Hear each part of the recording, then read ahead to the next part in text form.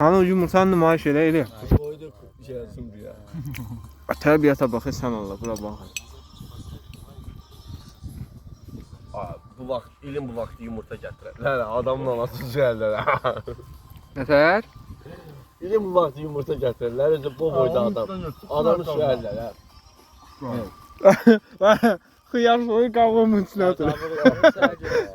Hə? Nəyimə görə xiyardan utansan?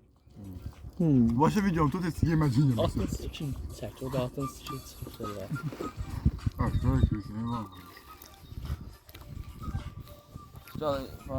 Mən belə dişimə sıxırdım şimdi. Hə, el nümayiş elə bunu. Dayan da nazar. Yumurtanı nümayiş elə elə. Bizim qardaşımız orucunu açır. Bir yumurtayla. Öz də arı uşaqdır, baxın. Baxım, hə, çox arıq. Bir dənə bəs deyil, səyəcərimiz. Öz mənə çatmır. Deyir şir saxlayanda Raskodun fikirləşməli deyirsən. Şirin Raskodu bir dənə yumurtadır. Öz salamı şirin. Dırnağına. Dayan da nazar